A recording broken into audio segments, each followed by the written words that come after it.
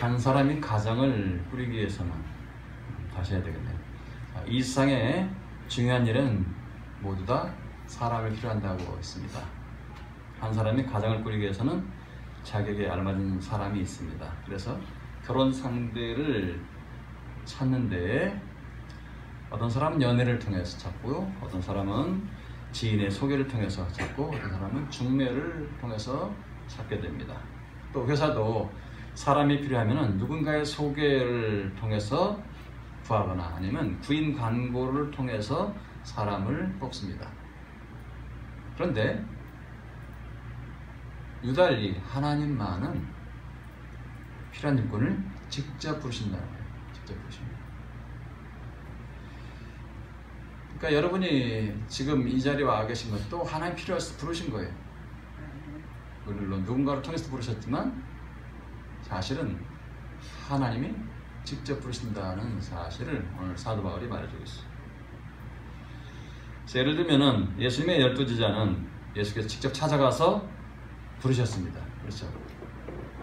갈릴리 바닷가에서 물고기를 잡거나 또는 그물을 손질하는 베드로와 야고보와 요한을 예수님 부르셨어요. 또 세관을 지나가다가 세리 마태를 부르셨어요. 그리고 스쳐 지나가던 듯한 대화를 통해서 나다나엘을 부르셨습니다. 요한은 다르게 극단적인 계시를 통해서 부르신 경우도 있는데 그가 사도 바울의 경우예요. 바울 같은 경우가 바로 그런 경우인데 예수님의 수종자들을 뒤따라가서 체포하려고 다메섹으로 가다가 하늘에서 쏟아져 내리는 강한 빛의 소에서 눈이 멀었죠. 바로 그렇게 눈이 멀게 함으로써 이 세상이 아니라 새로운 차원의 세계를 보여주시고서 그를 일꾼으로 부르신 거예요. 오늘 본문에 나오는 사도 바울은 본래 유대교인이었어요. 그 이름도 당당한 왕 사울의 가문이라고 해서 사울이라는 이름을 지었어요. 원래 사울은 큰 자다 그런 뜻이에요. 큰 자. 반면에 바울은 작은 자죠. 자, 그것도 예수님의 제자들을 체포해서 죽이는 일에 앞장섰던 유대교의 아주 극렬한 분자였어요. 하나님의 말씀 구약에 아주 정통한 자였습니다. 오늘날 치면 구약의 박사였어요. 박사 중의 박사.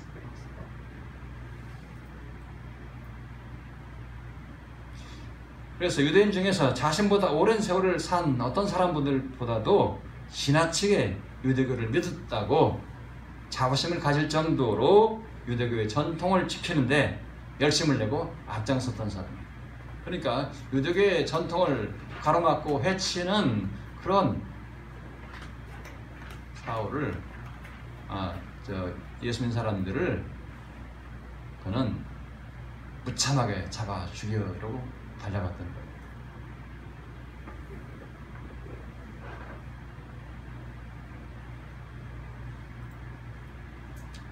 그런 사울이 지금 하나님의 부르심을 받고 예수님의 사도가 되었다는 겁니다. 뭘 통해서요? 바로 주님의 계시를 통해서. 이런 주님의 부르심을 받은 사도 바울은 뭐라고 했냐면은 하나님께서 어머니의 태로부터 나를 선택하시고 은혜로 부르셨다. 이렇게 고백을 해요. 그 자신의 부르심이 하나님께서 자신을 부르신 것이 바로 어머니의 태로부터 선택하시고 택정하시고 그리고 은혜로 부르셨다는 거예요. 그런데 그 부르신 목적이 어디 있다고 그래요? 어디 있어요 목적이? 하나님께서 자기의 아들을 이방에 전하기 위해서였다라고 그렇게 말하고 있어요.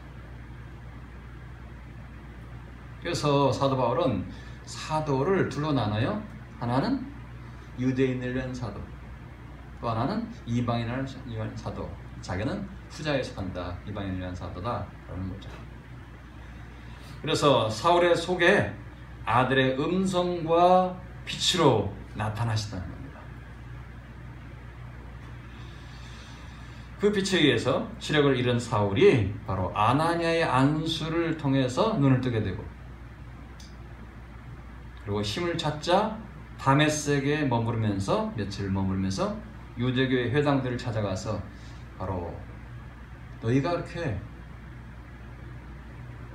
비판하고 조라고 십자가에 죽였던 그 예수가 바로 하나님의 아들이다 라는 사실을 내가 깨달았다 라고 그렇게 증거를 합니다. 바울은 강력한 빛을 통한 예수님과의 만남이 우연이 아니었다고 생각을 해요. 바로 하나님의 부르심이었다고 하는 것을 깨달았기 때문에 자신의 혈육과 아무런 의논도 하지 않고 아라비아로 갔습니다. 여기서 아라비아는 어디예요? 사실은 사막, 광야를 뜻하는 거죠. 그는 가족과의 단절을 꾀했고 그곳에서 예수님과의 일을 묵상하면서 지내다가 그 사건이 뜻하는 바가 무엇인가를 다시 한번 확인하기 위해서 다메섹으로 돌아갔던 것입니다. 다메섹에 누가 있어요? 아나니아가 있어요. 아나니아. 제가 생각해 보기에는 아나니아는 예수님의 제자들을 쫓아다니면서 죽이는 데 앞장섰던 사울의 눈에 안수하기를 거부했어요. 그래서 예수님께서 가라, 싫습니다. 가라, 왜 제가 가야 됩니까? 싫습니다. 왜 우리를 잡아 죽이려 한 자를 그렇게 가서 눈을 뜨게 만들려고 하십니까? 가지 않겠습니다. 그러나 직가라한 거리에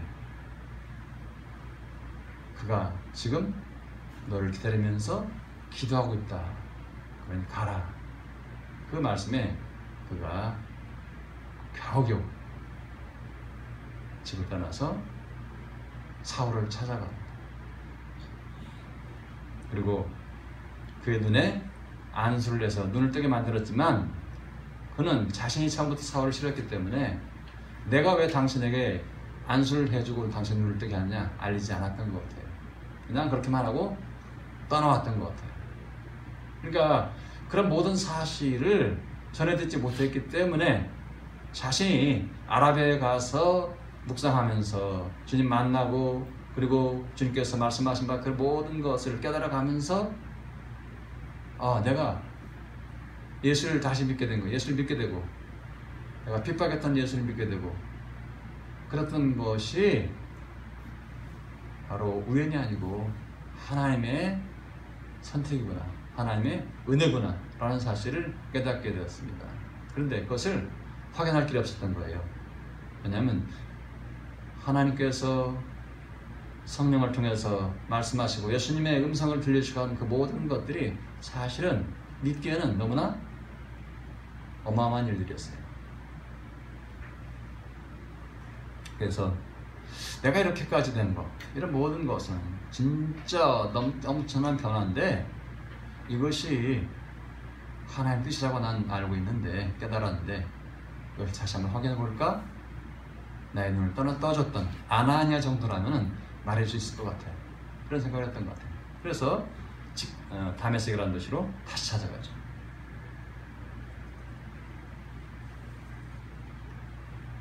그 후 3년 동안 사울은 소식을 끊고 광야로 사라졌다가 다시 게바를 만나려고 예루살렘을 방합니다. 그래서 보름 동안 거기에 머물면서 다른 사도들을 만나지 못하고 주의 형제, 예수님의 형제였던 야고보가 두 사람이에요. 요한의 형제 야고보는 사도예요. 근데 야고보는 사도가 아니고 누구예요? 장로예요. 장로. 그가 늦게, 예수님 형제지만 그가 늦게서야 예수님 누구라는 사실을 깨달았기 때문에 그가 예루살렘 교회의 주축인 역할을 감당했던 거예요. 자연스럽게 예수님의 친형제였기 때문에 그를 중심으로 예루살렘 교회가 모였고 그를 중심으로 많은 일들을 하게 되었던 거죠. 근데 가보니까 어때요? 사도들이 안 보였어요. 다 나가서 뭘 했던 것이고 복음을 전했던 것이고 남아있는 자는 야고보 장로인데 이 야고보 장로가 굉장한 실력자로 등장했었던 시절입니다.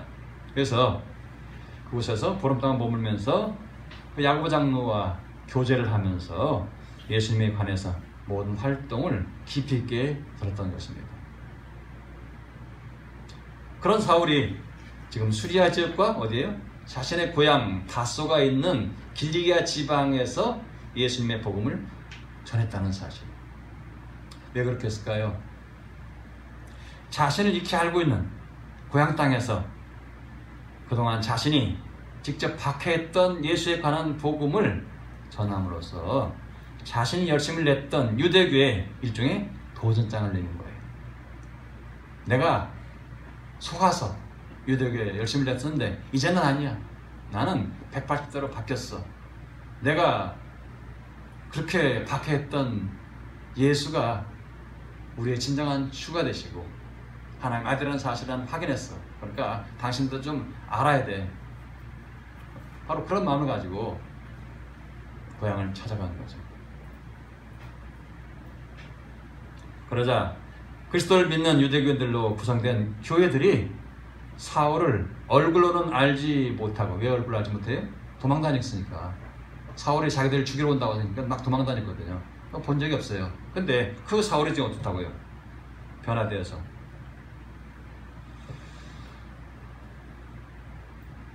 지금은 열렬한 예수 그리스도의 신봉자가 됐다. 그래서 복음을 전한다. 그런 내용이 들리니까 바로 그 사실 하나 때문에 유대 교인들이 회심해서 그리스도인이 되었던 사람들이 다 어떻게 돼요? 하나님께 영광을 돌리게 됐다라고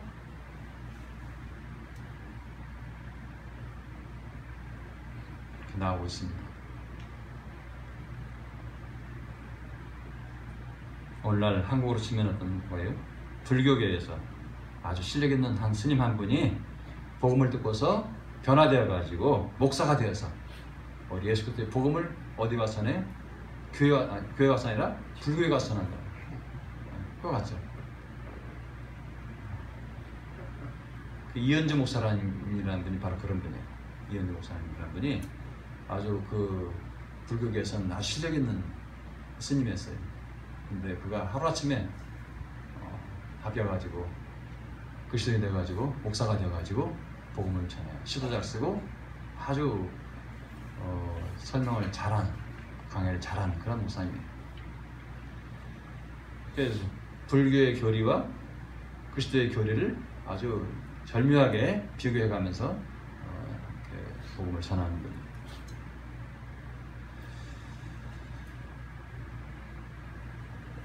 자, 그런데 바로 그렇게 했던 때로부터 14년 후 사울은 어디로 와요? 바나바와 함께 예루살렘에 다시 올라와요. 근데 그때 누굴 데리고냐? 디도, 사랑하는 제자 디도를 데리고. 교만하고 당당했던 사울은 어느새 겸손해져 있었고 자신이 하는 행동 하나하나가 예루살렘 교회에 어떤 영향을 미칠지를 생각하는 그런 사도가 되어 있었던 것입니다.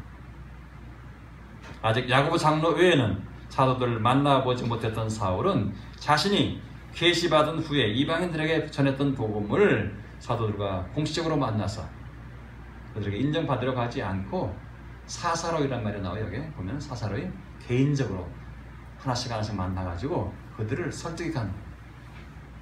그래서 내가 예수를 만난, 이렇게 해서 예수를 만났고 내가 변화되어가지고 지금은 여러분 바뀌었던 자가 여러분을 존중하고 또 많은 사람들에게 복음을 전하는 그런 사람이 되었는데, 내가 복음을 전하는 가운데서 이런 일도 있었고 저런 일도 있었고 이렇게 했다.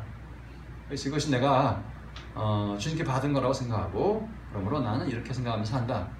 그런 복음을 전하는 활동을 하고 있다 라고 얘기를 하면서 그들로부터 아주 개인적으로 인정을 받기를 원했던 거예요. 왜냐하면 공식적으로 그걸 선언해버리고 자신이 전하는 복음이 옳다라고 할 것 같으면 유대인들을 향해서 복음을 전하고 사도들의 그 여러 가지가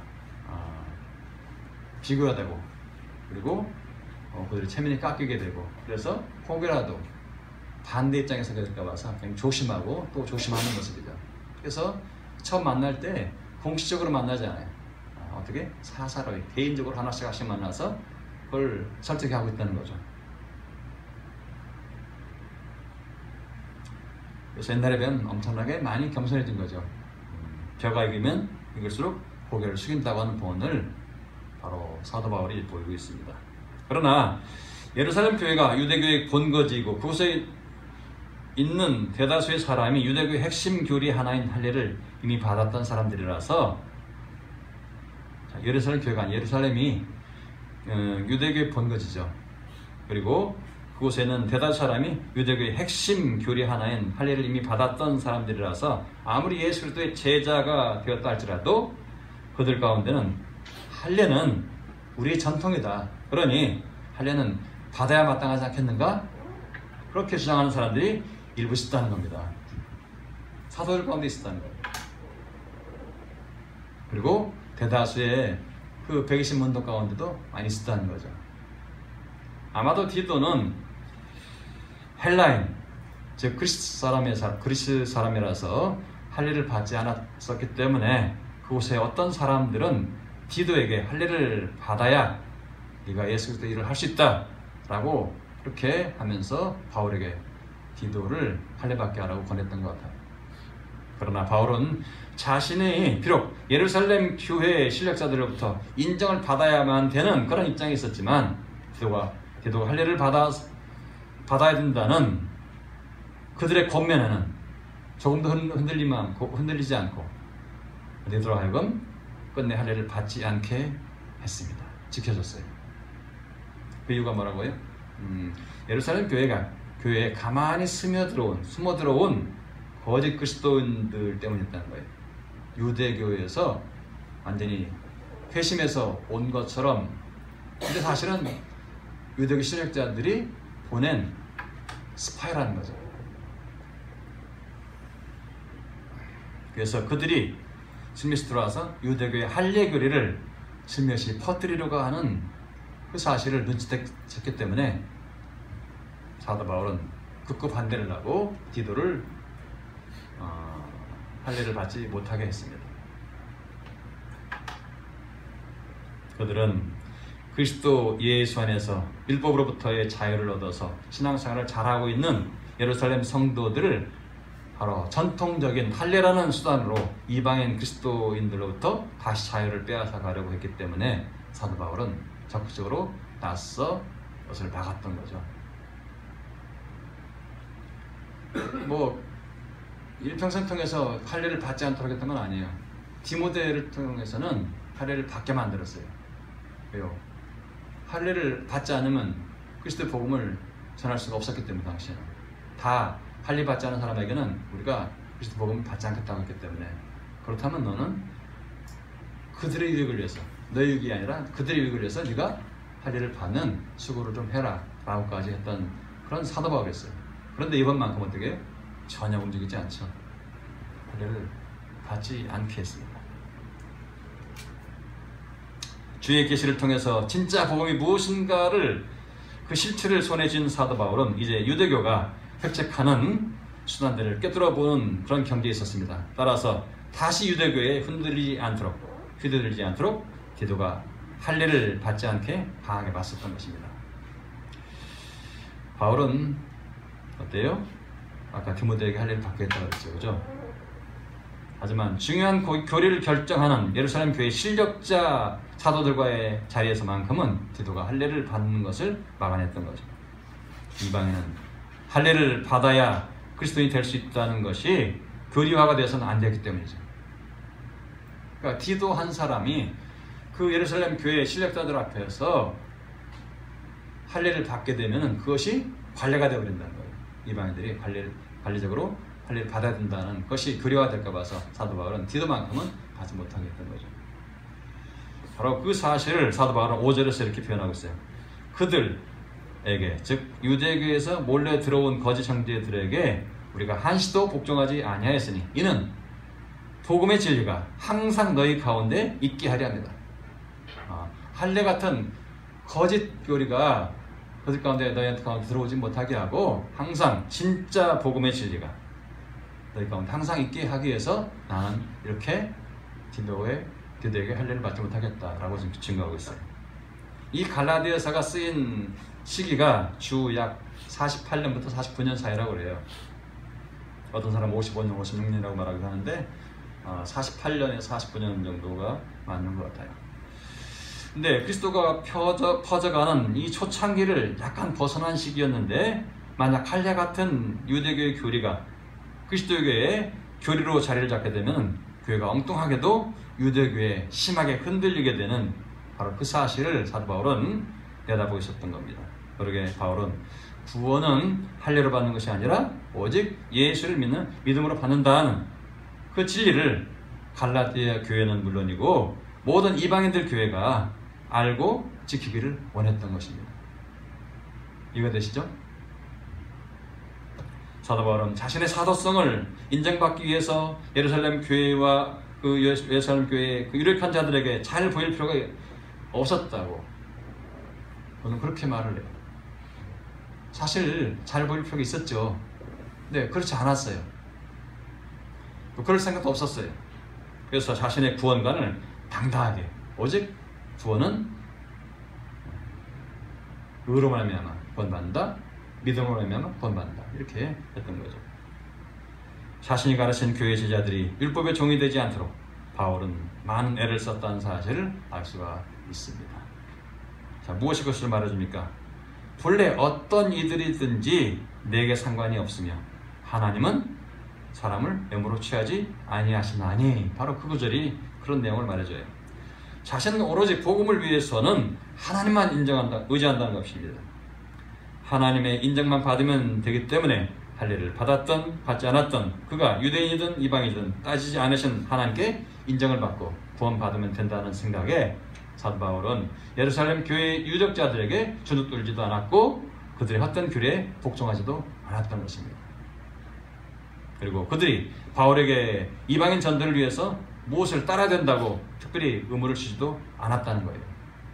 자, 하나씩 개별적으로 만나서 자신이 그동안 했던 일을 설명하고 자신이 받았던 그 복음에 대한 그 모든 진리를 깨달은 걸 갖다가 같이 얘기를 하니까 받아들였고 그걸 인정해 줬다는 거죠. 오히려 그들이 바울에게서 많은 것을 보고 배웠다는 겁니다. 특별히 할례를 받지 않은 이방인에게 복음 전함을 맡은 것이 베드로가 할례자 유대인에게 복음 전함을 맡은 것과 똑같다는 사실을 그는 입증했습니다. 그러기에 사도 바울은 이런 표현을 써요. 베드로에게 역사하사 그를 할례자의 사도로 삼으십니까? 또한 내게 역사하사 나를 이방인의 사도로 삼으셨느니라. 하나님이 그렇게 하셨다는 거예요. 바울은 자신이 베드로와 대등한 사도라는 사실을 지금 성경으로 입증하고 있습니다. 누가 바울을 사도로 삼으셨다고요? 바로 하나님께서 삼으셨다는 겁니다. 뭘 하려고요? 바울을 통해서 아들 예수를 사람들에게 나타내 보이기 위해서. 바울이 하는 일을 통해서 지금 예수를 나타내 보이기 위해서 하나님이 바울을 삼으셨다고, 사도를. 이방인을 위한 사도로. 다만 그 복음 전파의 대상만 유대인이냐 아니면 이방인이냐로 갈라질 뿐이에요. 베드로와 사도들과. 그래서 이방인의 언어인 헬라어에 좀 능통했던 사울을 불러서 먼저 강력한 하나님의 능력을 체험하게 만들고 그를 맹인이 되는 절망의 나락에서 건져 올리셔서 이방인의 사도로 삼으셨던 거죠. 못하고 많이 나오는데, 그것도 예수 믿는 자들 극심하게 받게 했던 사울을 불러서 하신 거예요. 엄청난 반전이죠. 바로 어제까지만 해도 어떻겠어요? 예수 그리스도를 믿는 사람들 잡아다가 죽인 일에 앞장서는 사람인데 오늘은 와서 내가 죽였던 그 예수가 하나님의 아들이래. 나 그거 인정해. 나 그 체험했어. 그럼 봤어. 이렇게 얘기를 하는 거예요. 놀랍죠. 그러니 유대교 사람들이 사울을 어떻게 하겠어요? 죽이고 싶죠. 죽이러 달려들죠. 도망가는 거예요.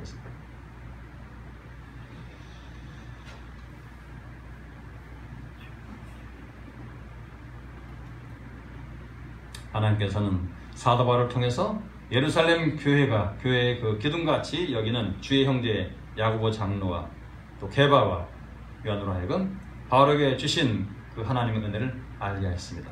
그리고 사도 바울을 예루살렘 교회 사도들에게 소개한 바나바와 또 바울에게 친교 약속을 하게 했던 것입니다. 누가 하신 거예요? 하나님이 하신 거예요.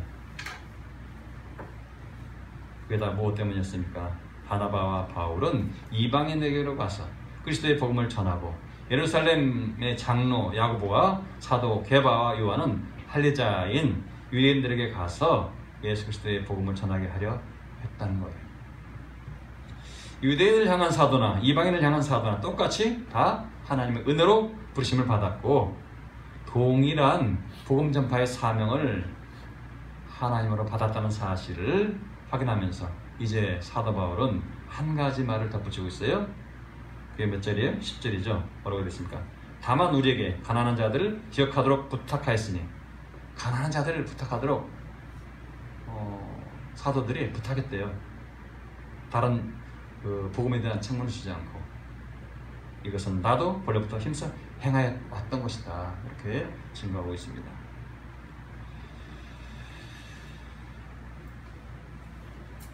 그렇습니다. 복음 전파에는 인종의 차이나 신분이 높고 낮음이나 외모적인 것은 아무런 상관이 없어요.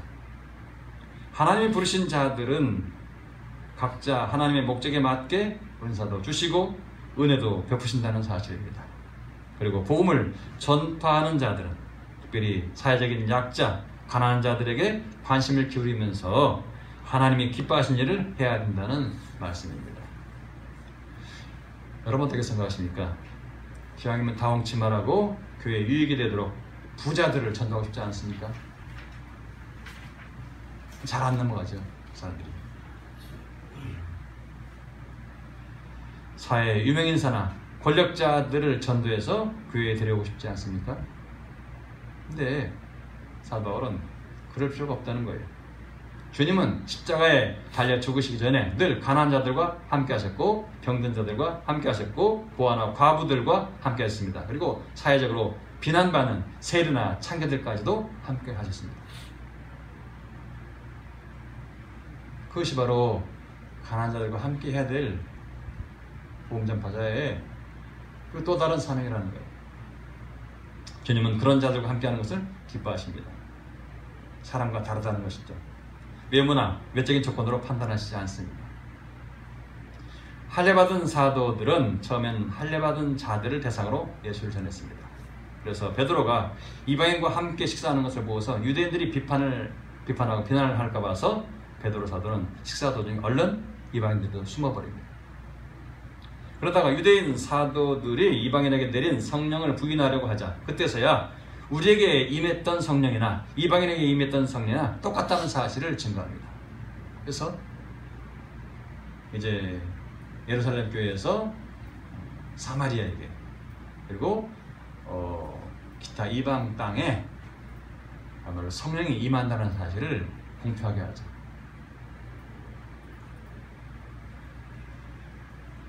주님 앞에 유대인 교회 따로 없고 이방인 교회 따로 없습니다. 귀족교회 따로 없고 서민교회 따로 없다는 말씀입니다. 주님을 의지하는 것 외에는 자기들에게 이 세상의 박해와 그들로부터 당하는 서러움을 해결할 길이 없는 그저 가난하고 약한 사람들을 기억하고 그들을 주님께로 인도해야 됨을 사도 바울은 지금 우리에게 말해주고 있습니다. 여러분도 하나님께서 그렇게 교회로 부르신 것입니다. 여러분이 잘 나가서 부른 게 아니에요. 한번 생각해 보세요. 우리 교회는 잘 나가는 사람이 별로 없어요. 사회적으로. 그렇죠? 참 힘들게 살아가시면서도 주님께 대한 소망을 잃지 않고 오늘날까지 이렇게 잘 견디고 계시는 거예요. 그것이 바로 여러분을 주님이 부르셨다는 사실로 입증될 수 있는 거예요.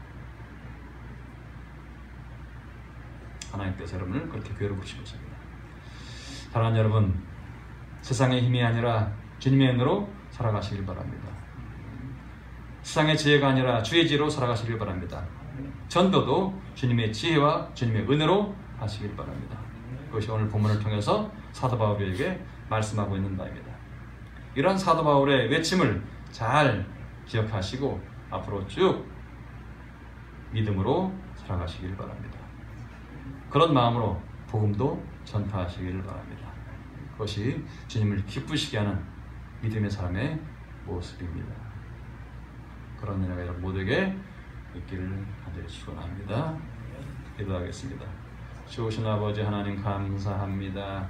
이 아침에 우리가 사도 바울을 통해서 주의 외침을 듣습니다. 아버지 하나님, 우리의 심령이 어떠하든지 주님은 우리를 그 모든 것을 갈아엎으시고 새롭게 만드신 것을 압니다. 세상을 향해 우리의 시선을 두고 세상의 물질의 소망을 두고 또 사회적인 어떤 권세에 우리가 목적을 두지 않고 살아가는 것은 주님이 우리를 부르셨고 주님이 우리를 교회 안에서 하나님의 자녀답게 살아가도록 인도하실 까닭인 줄 믿습니다. 아버지 하나님, 오늘도 주께서 사도 바울을 통해서 말씀하신 바 그 모든 내용들을 잘 기억하게 하시고 우리의 삶의 모습이 어떠한가를 어떠해야 하는가를 다시 한번 가슴에 새기면서 이 거칠고 어려운 시대를, 그리고 이 코로나 시대를 잘 이겨나가게 하여 주시옵소서. 시간이 갈수록 교회가 자꾸 참으로 영적인 질이 떨어지고 세상으로부터 조롱을 받고 있으며 교회가 예배한다고 하는 것이 얼마나 그들에게 악을 향한다고 느끼고 있는지 모릅니다. 아버지 하나님, 교회가 예배를 드린 것이 그들에게 코로나를 그 바이러스를 전파하는 것처럼 느끼고 있는 이런 시대입니다.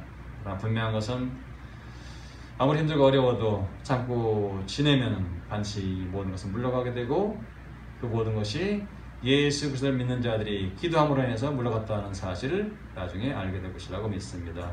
우리 모두 이 힘들고 어려운 시대를 잘 견디면서 날마다 기도함으로 이 코로나 시대를 잘 극복해 나가도록 도우시고 함께 주시옵소서. 예수 그리스도 이름으로 기도합나이다. 아멘.